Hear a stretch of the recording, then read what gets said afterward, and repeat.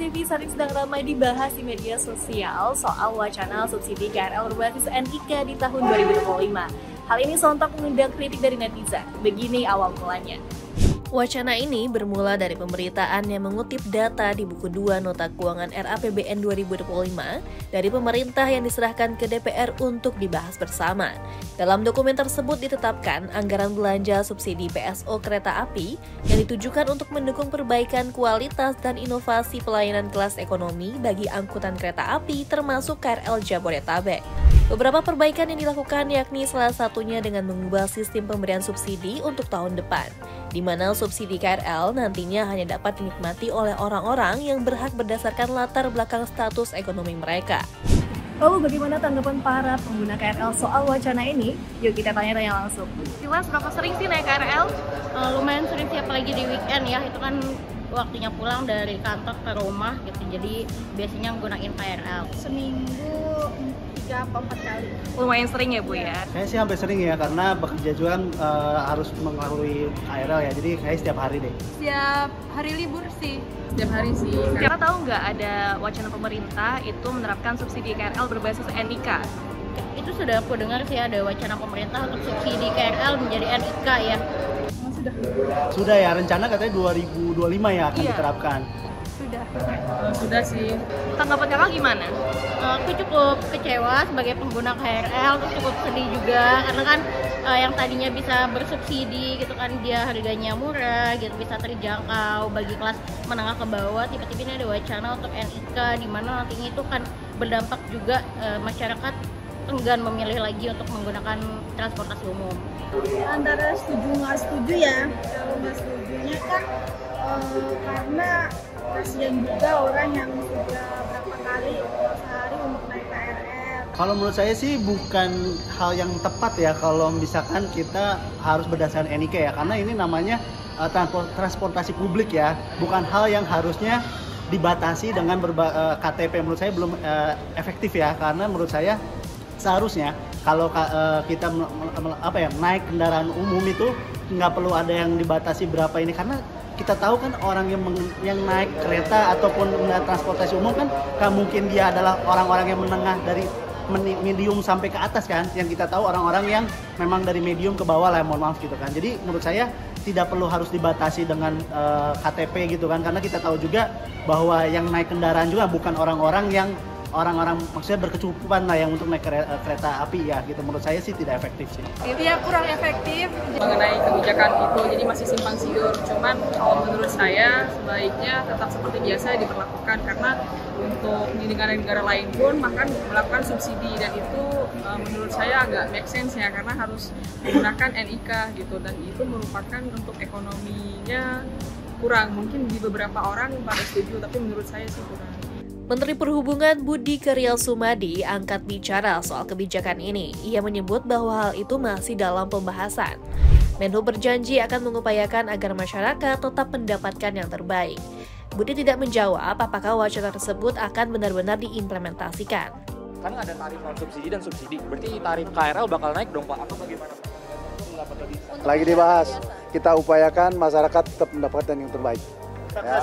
Sedangkan Presiden Joko Widodo mengaku belum mengetahui mengenai wacana penerapan tarif subsidi KRL Jabodetabek yang akan berbasis nomor induk kependudukan alias NIK KTP. Kebijakan KRL yang baru Pak akan menyasar dengan NIK ini juga Pak. Jadi dikhususkan ini kebijakannya perkembangannya seperti apa Pak? Saya nggak tahu karena belum ada rapat mengenai itu. Berarti akan dirapatkan untuk masalah NIK ini kan? Belum tahu, saya belum tahu. Sebagai catatan, tarif KRL Jabodetabek belum naik sejak tahun 2016. Adapun skema tarifnya itu sebesar Rp3.000 untuk 25 km pertama dan ditambah Rp1.000 untuk setiap 10 km. Kalau dari kakak sendiri itu ada masukan Kak nggak untuk transportasi umum khususnya KRL di Indonesia? Oke, nah untuk masukan sendiri sih ya semoga wacana NIK ini tidak terjadi, jadi masih bisa tetap tersubsidi dengan baik sehingga seluruh masyarakat atau seluruh warga Indonesia itu bisa menggunakan KRL dengan nyaman. Oke, terima kasih. Untuk KRL sih sudah bagus ya Mbak, tapi kayaknya lebih ditingkatin lagi pelayanan untuk hamil hamil, ibu hamil dan yang udah lansia lebih agak diperbanyak lagi eskalatornya. Oh iya. Terus kita juga capek juga naik turun peron gitu. Saya sih solusinya harusnya kalau kita naik transportasi publik ya, apalagi KRL, sebaiknya ditambah aja armadanya, misalnya contohnya, ataupun ditambah lagi rutenya gitu kan, bukannya dibatasi. Karena kalau kita ngomongin soal revenue juga kan tiap hari juga orang-orang banyak banget yang naik kendaraan umum ya. Jadi nggak mungkin dong kalau ibaratnya minus lah ya. Yang jadi pertanyaannya adalah kenapa harus dibatasi orang-orang yang kelas medium sampai ke bawah tuh ikut merasakan itu kan untuk kebijakan yang sangat tidak logis ini menurut saya ya. Gitu. Jadi saran saya lebih baik banyakin gerbong kereta lagi, terus supaya biar nggak menumpuk penumpang. Alhamdulillah saat ini saya senang menggunakan KRL karena mempercepat jarak antar satu wilayah ke tempat yang lain, dan setiap waktu pasti penuh ya KRL. Cuman saya berharap ditambah dengan lagi jadwal gerbongnya, kemudian penambahan rutenya, dan juga fasilitas yang dimiliki lebih baik lagi.